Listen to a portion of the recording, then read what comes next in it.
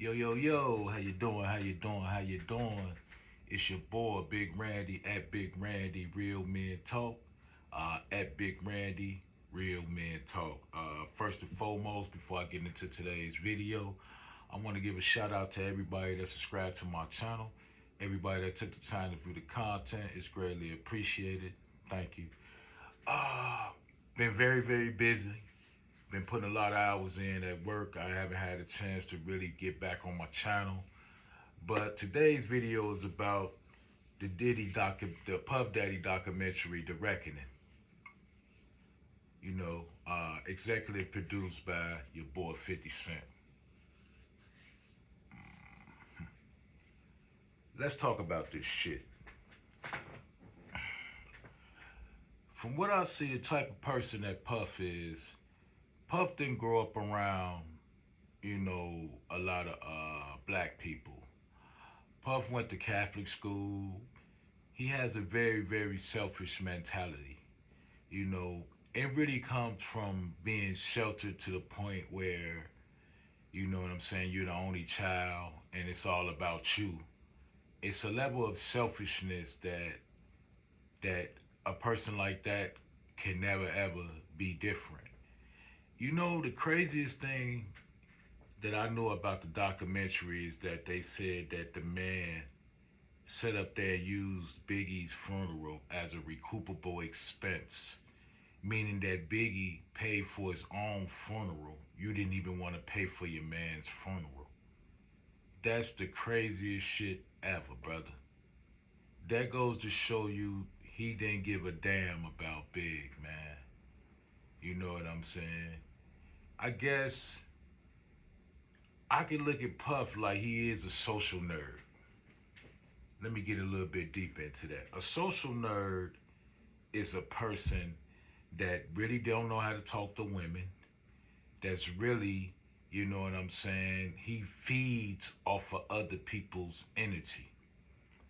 Think about it. If you look at Puff, Puff's situation was this, right? He started off, he was managed, he was the A&R director at Uptown for Jodeci. And he had them in baggy clothes and all of that. Where Puff grew up at, they wasn't doing that. He got that experience being in Harlem and being up there at the rooftop in Harlem. So he's the type of guy that will network. He's very smart at networking with people and then using their ideas for himself. You see, guys like him, you know what I'm saying, get what they deserve.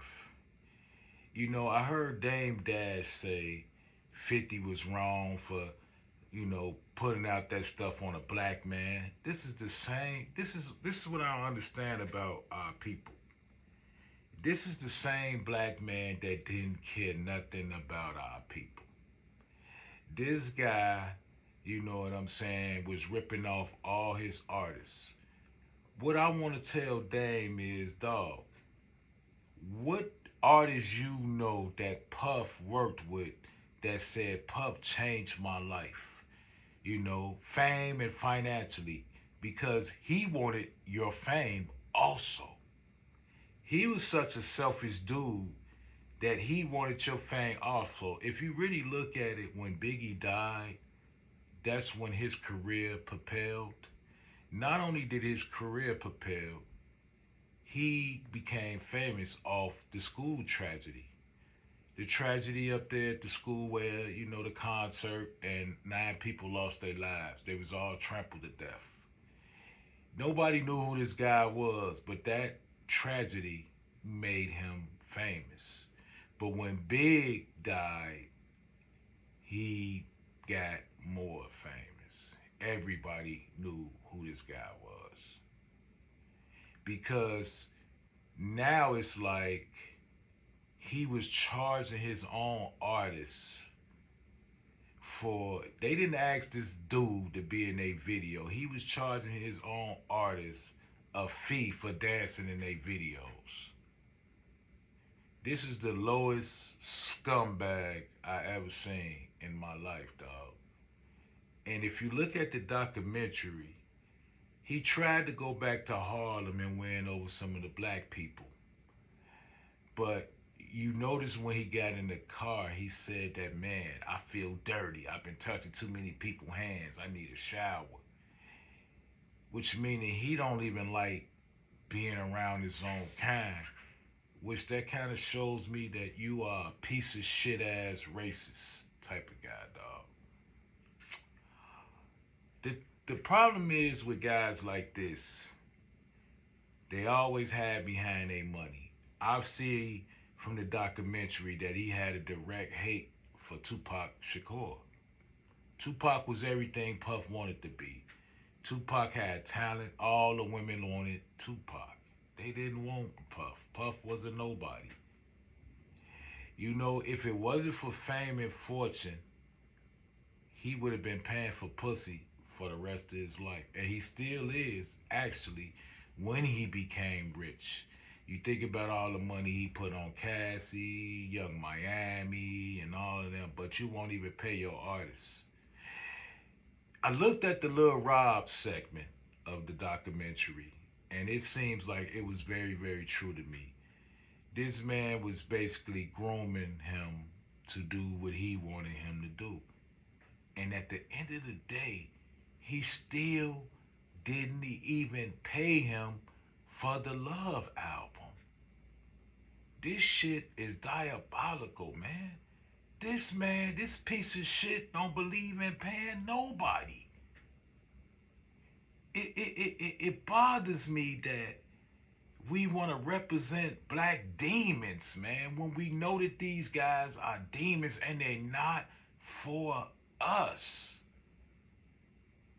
They're just not. He don't even, he just fed. He's not even from Harlem.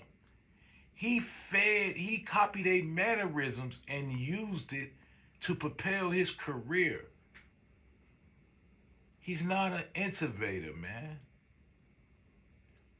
You see, guys got to understand, man, that this behavior is not frowned upon.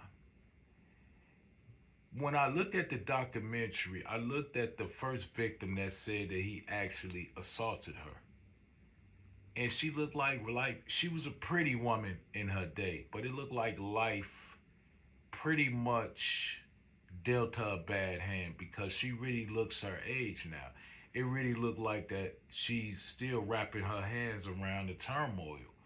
When you have a tragedy that happens like that to you in your life, it follows you into adulthood. And in most cases, you never, ever get a chance to get past it. It's always lingering in your mind. Without proper counseling, I don't see how you can actually move forward with that. But it did look like that life dealt her a bad hand, and it was crazy. Her mother and her wrote Puff Mother and them a letter saying what this man did to her, and their friends was saying that he taped it. This guy's a sick individual, man. But y'all want to sit up here and take up for him. Oh, they trying to take down a black man. This is the same black man that don't give a flying F about y'all, man. When the fuck is y'all gonna wake up and understand? You in that much in love with a celebrity?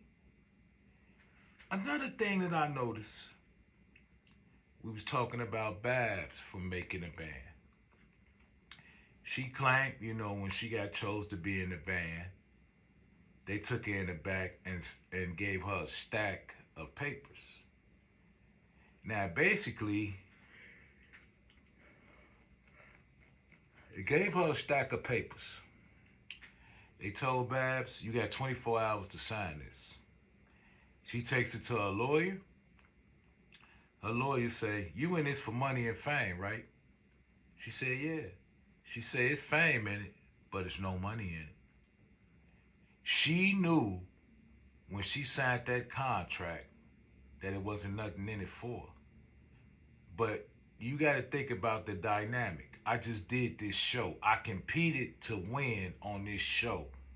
and I have a chance to get out of the hood, I'm just going to take it. Let the chips fly where they fly. I think that that's a effed up way to think, but that's how some of us think because we feel like we on the other side that we gonna be seeing something. See, Puff was very smart at manipulating people. It's like if I'm in a crowd of people and I know I have the most money out of everybody, they're gonna follow me just to say I follow Puff Daddy because he has that celebrity that's coming off of him. You can look at how he treated his workers. People would do 100 hours a week, and he didn't want to pay them. Oh, we'll just pay you 84 hours. Oh, we not paying all that. Excuse me, a little early. Thought I'd get into this video before I actually go to the gig later, but need to put this out while my little boy sleep. So uh it's just crazy to me that the more and more, and you know the reason why 50 and Netflix was able to get this footage was because he didn't even want to pay the the the the cameraman that was filming him. He didn't want to pay him. So the guy took the footage to the highest bidder. You know it's crazy. This man don't want to pay no damn body. He really don't want to pay no one.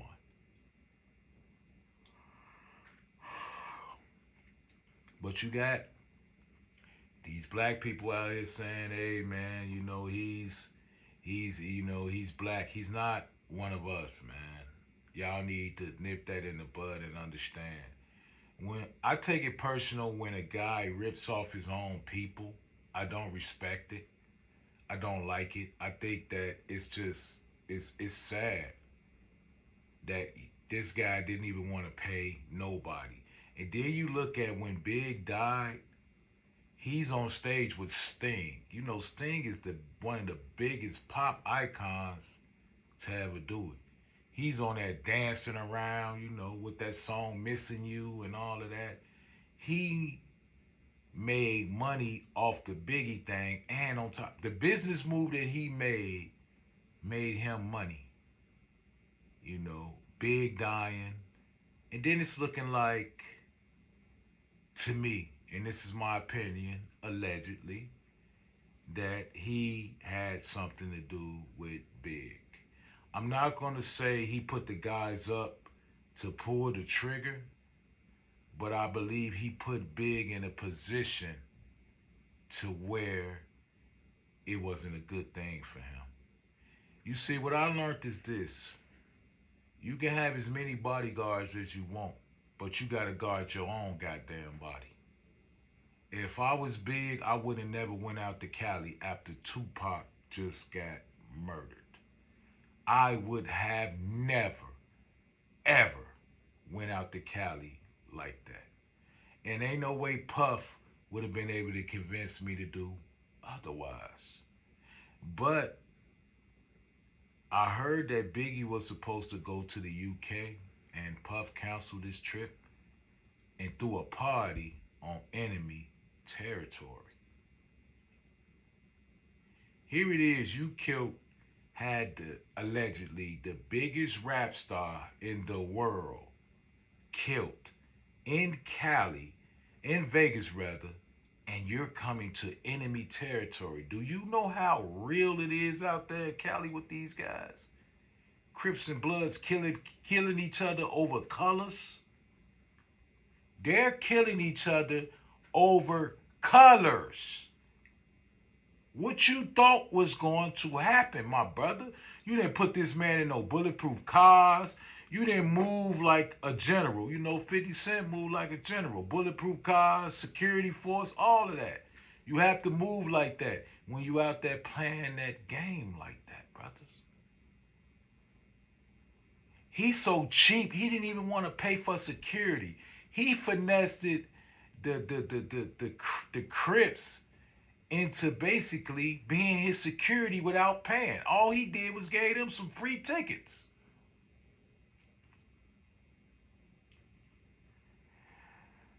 I don't understand it. But what I'm saying is this though, basically, if you look more and more at Puff and how his life was, his mama basically was a call girl. She was basically out there doing her due.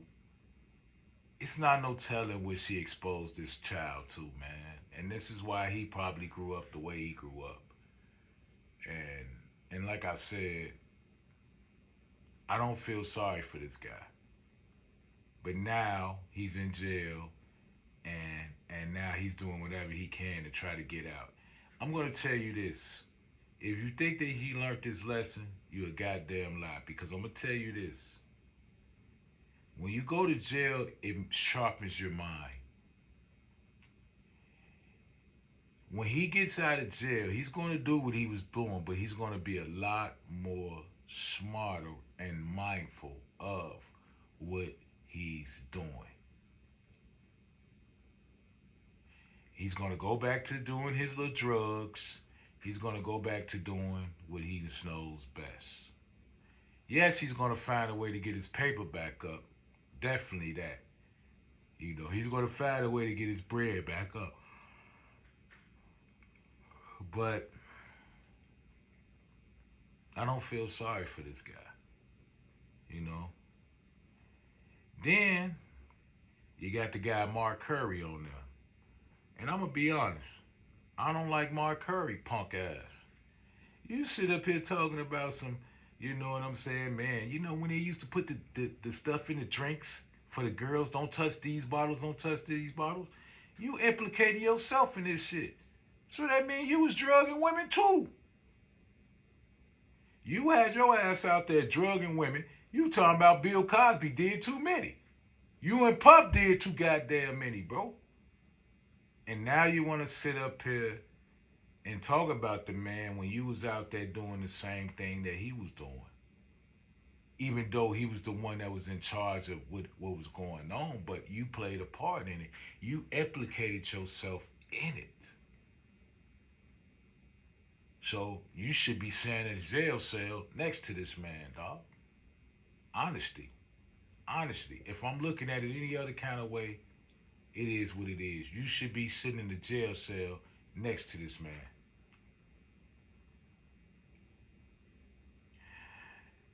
You know, I can't wrap my finger around how you could go and have that reputation in the industry of just not paying your people, man.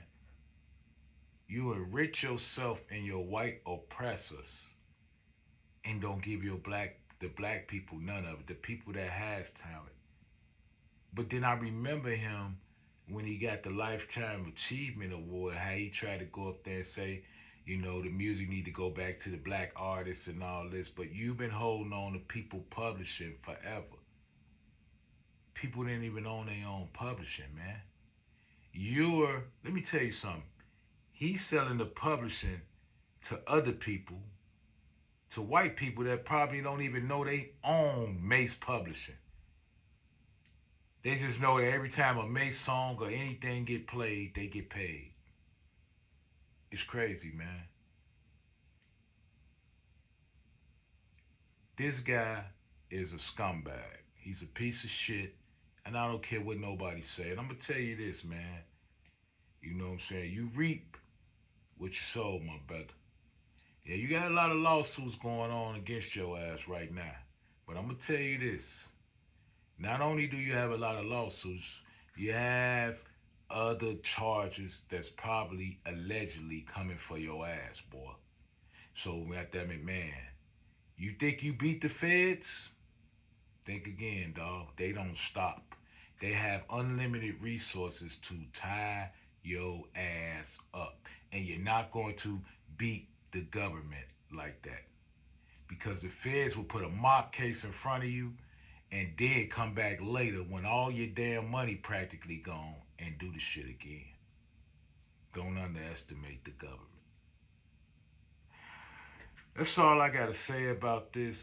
I know I probably left a few things out. I didn't really want to go directly over the documentary, but I do say this.